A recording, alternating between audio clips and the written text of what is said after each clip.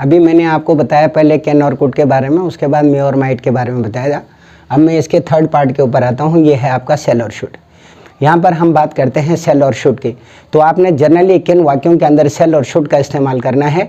आप ये देखिए कि जहाँ पर शिक्षा, कर्तव्य, कल्पना, दोबारा रिपीट कर रहा हूँ, अगर आपसे ये कहा जाता है कि सेल और शुड का यूज़ कहाँ होता है, तो जहाँ पर भी शिक्षा के बारे में, कर्तव्य के बारे में और कल्पना के बारे में जिन वाक्यों में बात की जाती है और भूतकाल को प्रकट करने के लिए फ्यूचर टेंस में तो हम सेल का इस्तेमाल करते हैं, पास्ट में और चाहिए में शुड का इस्तेमाल किया जाता है। दोबारा फिर रिपीट कर रहा हूँ, अगर कोई आपसे ये कहता है कि सेल और शुड का इस्तेमाल कहाँ किया जाता है, तो जिन वाक्यों में भी शिक्षा के बारे में, कर्तव्य के बारे में, कल्पना के बारे में और भूतकाल को प्रकट करने के लिए हम फ्यूचर में तो सेल का इस्तेमाल करते हैं और आपका पास्ट में शुड का इस्तेमाल करते हैं, और चाहिए वाले जितने भी वाक्य हैं हर एक के अंदर शुड का प्रयोग होता है।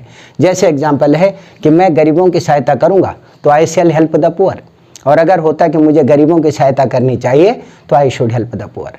कोई कन्फ्यूजन है?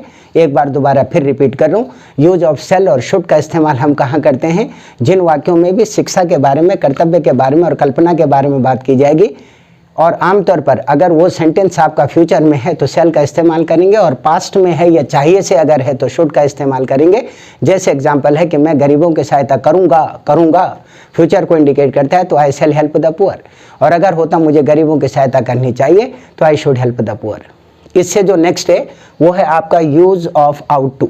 मैंने अभी ये आउट टू दोस्तों इसलिए लिखा गया है क्योंकि शुड का प्रयोग भी किस में करते हैं, चाहिए में, और आउट टू का प्रयोग भी किस में करते हैं, चाहिए में। अब दोनों में डिफरेंस क्या है? दोनों में डिफरेंस आपका ये है कि जो आउट टू का प्रयोग है वो सिर्फ नैतिक कर्तव्य के लिए किया जाता है। अब आप ये बोलेंगे जी ये कौन सी बीमारी है नैतिक कर्तव्य? नैतिक कर्तव्य जनरली हम उसे कहते हैं जो हमारा फर्ज बनता है, जो हमारी इंटायर एक ड्यूटी बनती है। जैसे एक एग्जांपल है कि हमें माता पिता की सेवा करनी चाहिए, क्या है ये हमारा कर्तव्य है ना। हमें गुरुजनों का आदर करना चाहिए, क्या है, कर्तव्य है। हमें छोटों को प्यार करना चाहिए, क्या है, कर्तव्य है। हमें देश की सेवा करनी चाहिए, क्या है, कर्तव्य है। तो जहाँ पर भी आपको इस चीज़ की बातें जो है दिखाई देती हैं, कौन से कर्तव्य की, नैतिक कर्तव्य की जहाँ पर बात की जाती है, जो किसी भी कंडीशन में हमें करना ही करना है, तो उसके लिए किसका इस्तेमाल करते हैं, आउट टू का। ये कौन सा मॉडल है, अगला वाला। पहले कौन सा था, सेल और शुड। तो मैं आपसे बात कर रहा हूँ आउट टू के बारे में। तो इसका प्रयोग नैतिक कर्तव्य को प्रकट करने के लिए किया जाता है, और चाहिए ही होता है। इसमें हमेशा क्या होता है, चाहिए ही।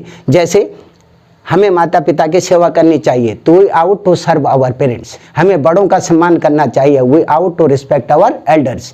ऐसे जितने भी सेंटेंस आपके आते हैं ये जनरली आउट टू के अंडर में आते हैं। एक बार मैं दोबारा फिर दोनों को रिपीट कर रहा हूँ। अगर मैं बात करता हूँ सेल और शुड की, तो जिन वाक्यों के अंदर भी आपको शिक्षा के बारे में, कर्तव्य के बारे में, कल्पना के बारे में और भूतकाल को प्रकट करना होगा, वहाँ पर फ्यूचर के अंदर तो आप सेल का इस्तेमाल करते हैं और चाहिए में शुड का इस्तेमाल करते हैं। जैसे मैं गरीबों की सहायता करूँगा तो आई शैल हेल्प द पुअर, और अगर होता मुझे गरीबों की सहायता करनी चाहिए तो I should help the poor. इससे जो नेक्स्ट वाला है वो आपका आउट टू है। तो आउट टू का इस्तेमाल हम कहाँ करते हैं, जहाँ पर भी नैतिक कर्तव्य को प्रकट किया जाता है। नैतिक कर्तव्य का मतलब आपका ये होता है जो हमारे लिए बहुत ज़रूरी है और जो इंटायर जिससे हम जुड़े हुए हैं। जैसे माता पिता की सेवा करनी चाहिए, देश की रक्षा करनी चाहिए, देश की सेवा करनी चाहिए, देश के जवानों का आदर करना चाहिए। जहाँ पर भी इस प्रकार की बातें आपके सामने आती हैं वहाँ पर हम ऑलवेज ही यूज ऑफ आउट टू का इस्तेमाल करते हैं।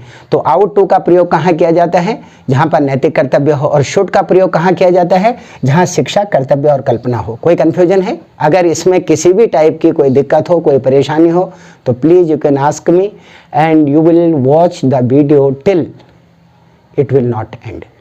आई होप सो आप मेरी बात को समझ रहे होंगे। इसको कंटिन्यूटी में देखते रहिए, समझते रहिए, और अगर कोई भी दिक्कत और परेशानी होती है तो मेरे से सवाल पूछिए, और जितने आप सवाल पूछेंगे आपकी समस्याओं का समाधान होगा। इसी उम्मीद के साथ फिर एक और वीडियो लेके आपके सामने आऊँगा। तब तक के लिए खुदा हाफिज़, नमस्कार, Sat Shri Akal and good night, bye bye.